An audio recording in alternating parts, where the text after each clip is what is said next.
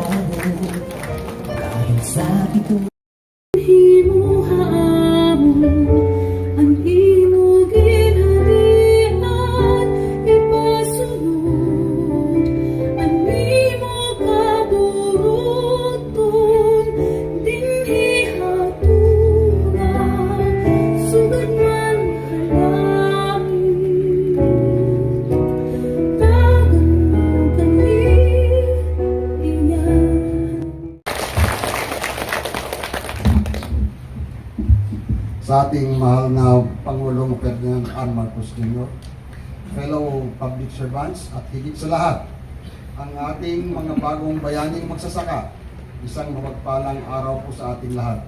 Naimbag na Aldoyo, ako, Presidente.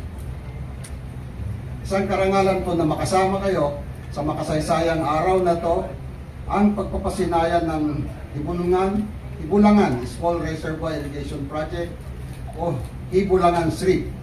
Isang proyektong matagal nating pinangarap at ngayon ay ganap ng natamasa ng mga mamayan ng Bilyaba, Tag-Ob at Kananga sa lawigan ng Leyte. Ang Hibulangan SRIP ay isa sa mga konkretong hakbang ng pamahalaan sa pamumuno ni Pangulong Ferdinand R. Marcos Jr. para maisulong ang bagong Pilipinas kung saan inuuna ang pagkain sa hapag, lakas ng agrikultura at ginhawa ng mga magsasaka. Sa pamamagitan ng Hibulangan SRIP, mahigit 2,750 hectares ng lupang sakahan ang magkakaroon ng masang serbisyong patubig at makikinabang naman ang 1,821 na magsasaka. Ibig sabihin, mas tiyak ang ani, mas mataas ang kita at mas matatag na kabuhayan para sa ating mga pamilya sa kanayunan. Hindi na lamang po tayo aasa sa sahod ulan dahil meron na tayong imbakan ng tubig na magsisilbing sandigan ng produksyon sa buong taon. Makakapagdalawang cropping po kayo. Ngunit higit pa sa irigasyon ang hatid ng proyektong ito. Ito ay magsisilbi ring panangga laban sa pagbaha or flood control. Pinagmumulan ng kabuhayan sa pisciculture at potensyal na lugar para sa tourism at recreational activities. Idagdag po dito yung potensyal na maging site ng floating solar power, yung pong reservoir. Yung po yung nauuso ngayon, madali lang isagawa po yun. Sa madaling salita, ito ay isang proyektong may maramihang benepisyo, hindi lang para sa agrikultura, kundi para rin sa kaligtasan ng mga pamayanan at para sa pangmatagalang kaunlaran ng buong lalawigan. Ang National Irrigation Administration katuwang ang aming regional office at ang Biliran Leyte del Norte, Leyte del Sur Irrigation Management Office ay mananatiling tapat sa aming tungkulin na makapaghatid ng mahusay na pamamahala ng dam, habang ang operation and maintenance naman ng mga canal facilities ay pamamahalaan natin ng maayos kasama ang mga irrigators associations. Ito ay sa pamagitan irrigation management transfer. Sa pamagitan ng patuloy na pagsasanay at pakikipagbayanihan, sisiguraduhin natin ang sistemang ito ay mapapangalagaan at mapapakinabangan ng susunod pang mga henerasyon. Ang proyektong ito ay bahagi ng mas malawak na pagsisikap ng NIA na mas palawakin at mas palakasin pa ang irrigation sa Region 8. Now, ladies and gentlemen, the President of the Republic of the Philippines, His Excellency Ferdinand R. Marcos Jr.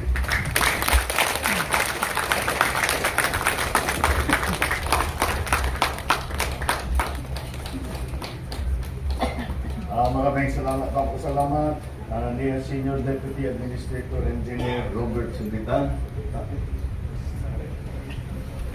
Bilapang Municipal Mayor Carlos Veloso, officials and employees of the National Irrigation Association, at ang tunay na guest of honor natin dito ngayong araw, ang ating mga beneficiary na farmer beneficiaries at saka yung mga irrigators association na siya talagang gagamit nitong ating bagong irrigation system.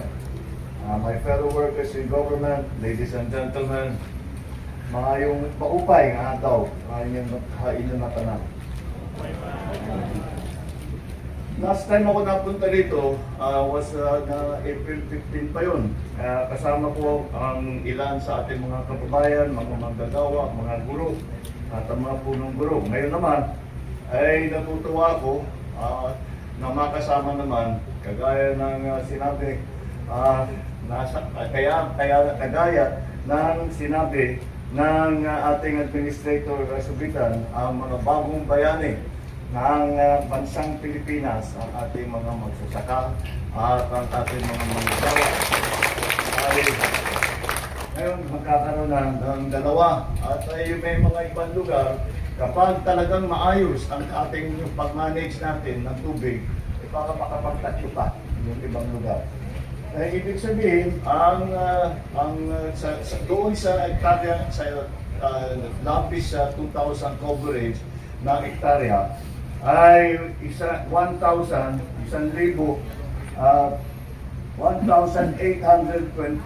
ang mga farmer beneficiaries na matutulungan nitong irrigation system na ito. At yan po ay ang ating mga ginagawa upang tiyakin na ang hanap buhay ng ating mga magsasaka ay mabuti-buti naman. Ngayon ay nahaharap tayo sa krisis dahil alam naman natin pag tumaas ang presyo ng langis, sumasama ang presyo ng lahat ng bilihin. At yan po ay aming inaalala dahil siyempre kahit papano, lalo na pagpala yung pinag-uusapan, bigas ang pinag-uusapan, yan ang mga yan ang pinaka-inaasahan ng bawat Pilipino. At kaya ngunit hindi namin kinakalimutan na paano ang magiging pagbili ng palay galing yung farm gate price galing para sa ating mga magsasaka. At tinitiyak natin na ang pagbili, ang presyo na binibili para sa ng palay ay sapat naman para kumikita pa rin ang ating mga magsasaka. Dahil mahirap naman, hihingi namin sa inyo na magtanim kayo, magsakripisya kayo, alagaan ninyo, tapos sa kaduluduluhan, yung palay ninyo, ang bilihan na umabot tayo nung ilang buwan nakaraan, umabot tayo hanggang 12 na binibili ang wet na palay, 12 pesos.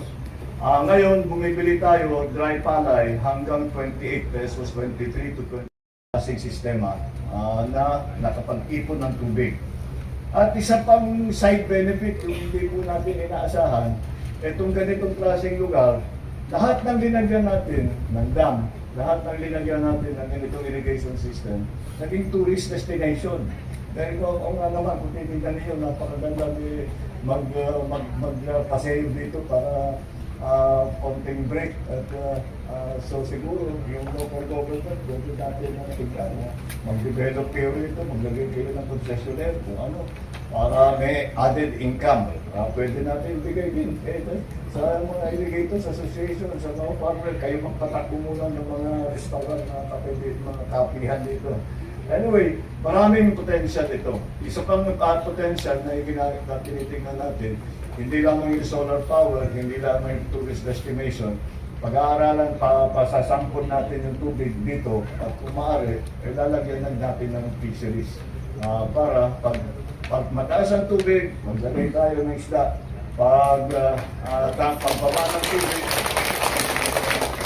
Pagbaba ng tubig, pwede natin kunin yung isda tapos ipagbili. Meron na naman tayo, mabuti yan para makatulong sa ating food supply. Kaya alam po ninyo, alam naman natin na ang pinakamahalaga na bagay sa ating mga magsasaka, ang pinaka-importante sa agrikultura ay ang patubig. Lahat ng ibang input, siyempre importante lahat, yung kung magandang variety, maganda yung may fertilizer, meron tayong pesticide. Ngunit kahit kumpleto lahat yan, pag mahina ang daloy ng tubig, pag kulang ang irigasyon, wala po tayong magagawa. Kaya ito po ang inuuna namin, tinitiyak namin na ang patubig ay maganda at bukod pa ron, lahat ng tulong na ibinibigay natin sa ating magsasaka ay nandyan, in place ika na, para matulungan kayong lahat. Para naman.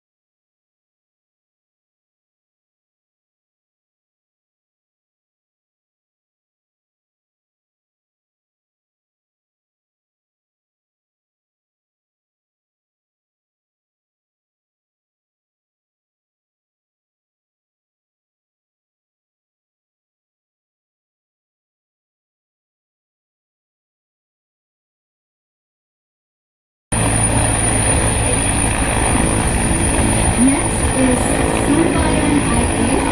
Please come on stage for the photo op.